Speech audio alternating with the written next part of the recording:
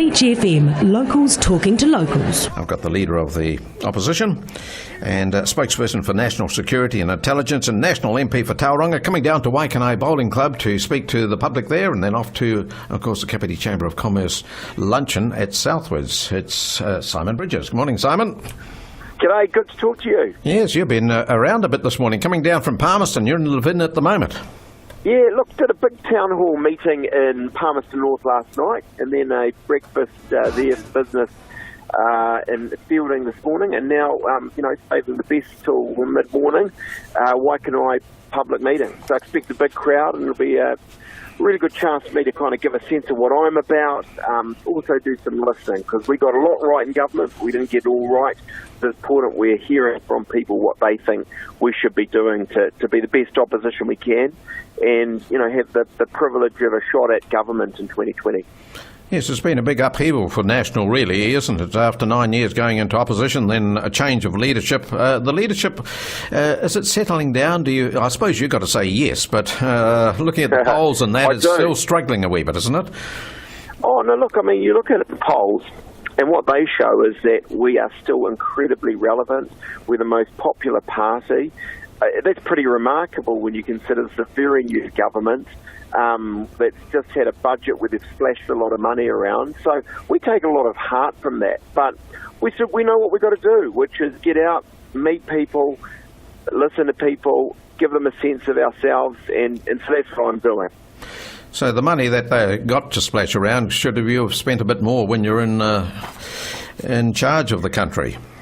Well, I suppose you can always say that, but then if we'd spend it, they'd have nothing to do, would they? And Winston wouldn't have got $4 billion on his pet projects, and they wouldn't have been able to splash several other billion on, free fees to students and baby bonuses and the like.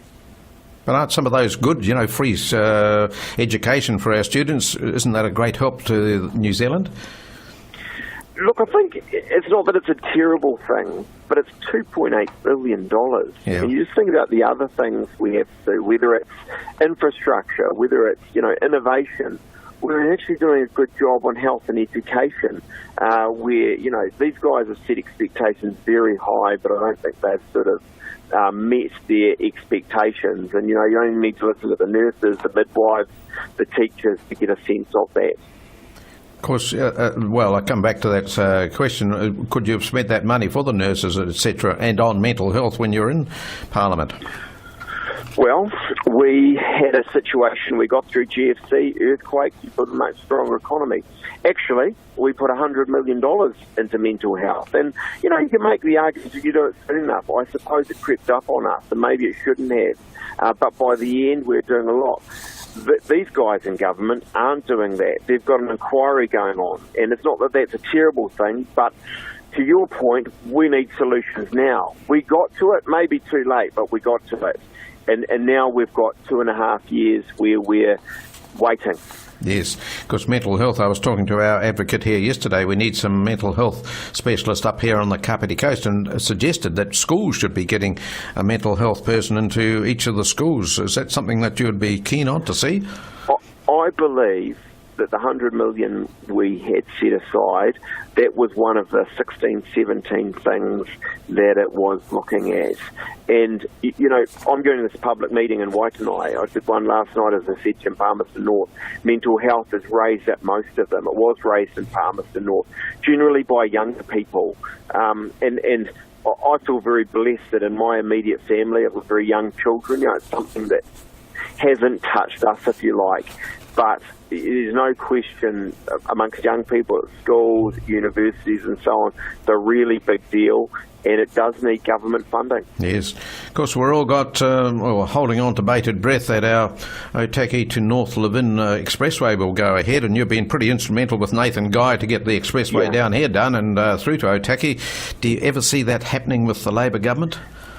Look, put it this way, you said you've been waiting with bated breath. Don't hold your breath. Right. Because you won't be alive. And I think the situation's quite simple. Although they're taxing you more, you're going to get less, because they need that money for their tram plan in Auckland. And so I don't want to be overly negative, but if I had to place a bet on it, I would say it's not going to happen under this government.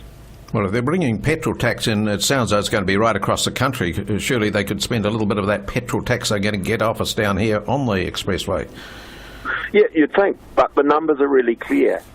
They're sucking $5 billion out of regional highways, which include that Otaki to Levin type project, and then they're putting $5 billion into, well, they call it mass transit, but effectively it's that tram plan they've talked about in Auckland. So I just think it's very unlikely, because what they've got left over the decade is about $5 billion. Sounds like a lot of money, but that Otaki to Levin is the best part of $1 billion. So a fifth of their entire state highway budget would go on that one project. That's why I think it's unlikely you'll see it. But those taxes are heading north to Auckland. And you probably wouldn't say this, but if you wanted to be charitable, you'd say, well, if it helps them there, that's good. But I think the problem is that project is of very limited value. There's vast swathes of Auckland does nothing for. It's going to be a slow tram to the airport that I personally don't think that many will use. And what about the spending some of the fuel tax on rail lines? I'm thinking of the Gisborne to Waiaroa, etc. That's quite a positive move, isn't it? Well, if it stacks up and you're going to see logs and other, produce being moved by rail, yeah, that's good. But they haven't done what they call a business case on that. And there's no point spending, I don't know what it is, $50 million on a project like that to send trains carrying thin air. And I think what's probably true is that the producers continue to vote with their feet or their trucks, if you like, and send that stuff by truck. So I just say, be a bit wary, work it out. If it works, if they'll send the produce by train, great. But if they won't, don't build something to send thin air. Right. I know you've got to get to Waikanae soon. One last question. 3 strikes law repeal. Sounds like that's going to be considered the controversial law next cabinet meeting by Labour. What's your opinion on that one?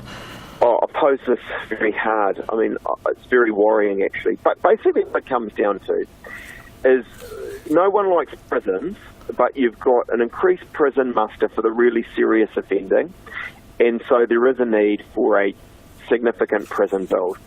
This government doesn't want to do that. And so what they're going to do is, instead of reducing offending and reoffending, they're going to soften the laws, the bar laws, the sentencing laws, including that 3 strikes and the parole law. So they're not sending as many criminals to jail. Call me old-fashioned, but I think it's pretty simple. That just makes New Zealanders less safe. And the first priority and responsibility of any government, all the way to the Prime Minister, should be keeping New Zealanders safe. Right. Well, this roadshow you're doing is to get out there and get yourself known amongst the community. Has it gone off well so far, Simon?